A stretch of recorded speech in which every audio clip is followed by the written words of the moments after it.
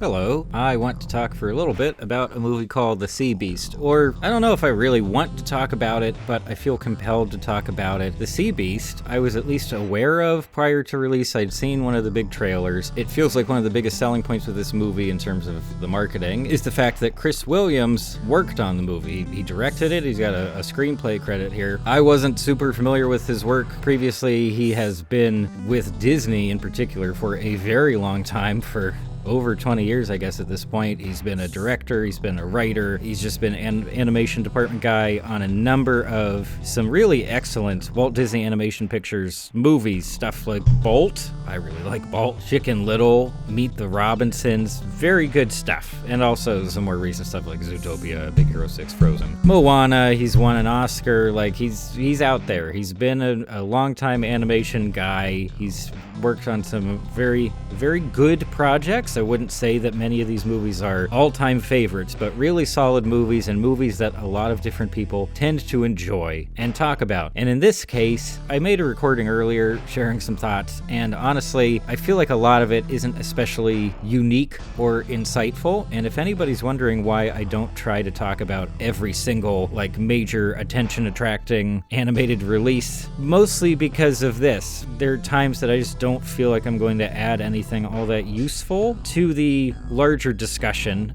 of that particular movie or show. And that is mostly how I feel about The Sea Beast. I have a couple things to share, but I think in terms of like big picture value that could be extracted from The Sea Beast, it is that this is a time when Netflix really needs its bets to pay off. They've been canceling a lot of stuff. The stuff that has completed production and is ready for release needs to do pretty well. I know that we're all talking about this right now, how Netflix is in trouble. I'm talking a lot about how Netflix is in trouble, probably because this is potentially a really big moment for just the history and trajectory of streaming entertainment if Netflix falls out of the picture. It seems, just based on the marketing, I don't know, maybe other people have gotten a different impression, but I have gotten the impression that Netflix really wants this movie to hit it big. I don't know what the response has been so far. I think reception, at least from audiences and stuff, has been mild to positive. It needs to be successful in very tangible terms. Like, it can't just be a movie that has a decent Rotten Tomatoes score and that somehow helps keep Netflix afloat. I don't think that's very realistic. I think they need projects that just blow the doors off the industry and that people really fall in love with. Back in the day, Stranger Things was that kind of project. BoJack Horseman, I would argue, to a degree, especially as it went on into the later seasons.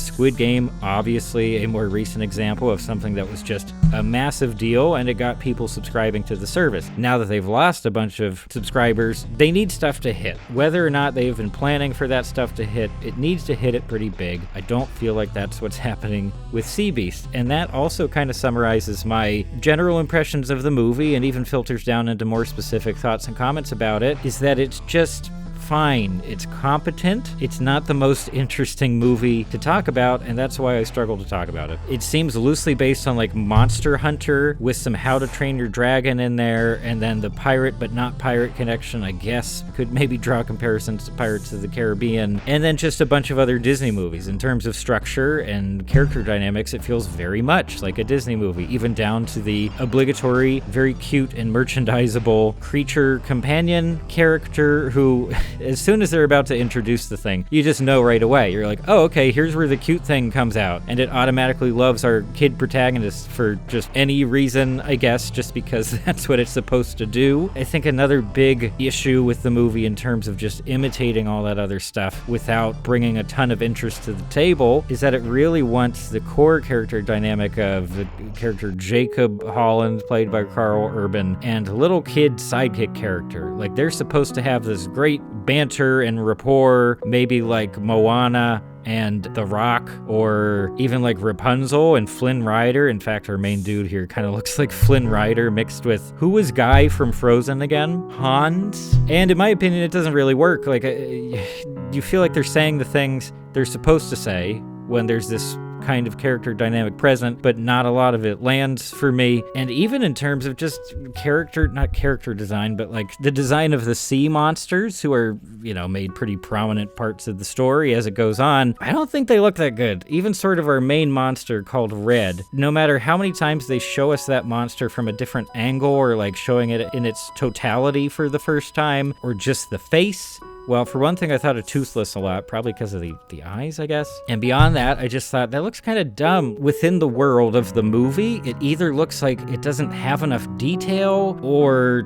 the color doesn't quite match everything else, or the overall shape just feels awkward. And I felt similarly about a lot of the monsters in the movie, and when they're so central, when they're essentially in the title, I expected more. I don't know what the budget was for this. I don't get the sense that it was some kind of mega blockbuster budget happening here behind the scenes. And so from that perspective, okay, yes, it is impressive what they were able to pull off. Again, competent, but doesn't really go toe-to-toe with the stuff from the major studios. And maybe that was inevitable, but in this case, I think it's probably bad news for Netflix overall. One other quick comment about, like, the overall feel of the movie. I have a hunch, and this doesn't really describe me, but I think I can understand the perspective of someone who's not really into, like, body horror, and I'm not trying to apply the term body horror to this movie exactly, but there's a lot of stuff in here where if you get queasy at the thought of, like, doing an Osmosis Jones and being shrunken down and inside the human body, like if you're not all that thrilled about being surrounded by walls made of, like, flesh and mucus, you might have some issues here, because, spoiler I guess, but there's a moment where, not a moment, quite a while, a big portion of the movie, where our main two characters are inside the red sea monster, and they do kind of a lot to really emphasize the fact that they're inside a real organic form. The way that, like, the walls look, the various orifices and stuff that they show us here, it's never, like, over the line into 100% gross territory, but for a lot of it, I just felt like, I don't want to be here. I didn't feel that way when they were inside the whale in, like, Pinocchio. I love that whale from Pinocchio. It's terrifying. It's really cool. When they're in its belly, it's, like, creepy, but more in just, like, a threatening way. It's just, like, a really clean but also gooey and mucusy environment. Every time they step down on something, you can see they, like, sink in a little bit because everything's soft. There's a scene that's supposed to be really sweet where your little kid character pulls out one by one all these spears that have been stuck into the monster's back, and, like, okay, I get it, nice gesture, bonding, forming trust, but just, like, the sound effects and the process, the image of pulling all these spears out of its body just kind of felt, I don't associate all these things with kids' movies. Maybe I'm wrong, maybe I'm a little bit too squeamish, but strange, very strange choices, you know, like, as I say over and over, competent on the surface, but when you start looking at it a little bit more closely, it kind of feels like, oh, that was a weird choice, or like, why are they designed this way, or like, oh, well, now we're just gonna state the main themes of the movie in multiple character speeches. That's another thing. I admire the messaging of the movie. They're trying to say stuff about bias and prejudice and power structures and how people can manipulate other people into doing bad things and having, you know, assumptions that the status quo is good. Like, okay, cool. Yet another thing that was also done in, like, How to Train Your Dragon. They could have done it here again without just pointing everything out. They point everything out. They say it in exact terms. Those are not qualities that I associate with, you know, like a real high quality piece of entertainment or even just children's entertainment. So, okay, maybe the most practical thing, because I feel like I may as well just wrap it up here, is the recommendation. Like, okay, if you came to this video wondering whether or not you should watch the movie or, like, your kid should watch the movie, whatever, it's not a strong recommendation. It's not something that you absolutely need to see, that you need to understand the current cultural moment. It is an okay movie. It's not offensively bad. It's not embarrassingly bad. It's not even bad, period. But those aren't really compliments.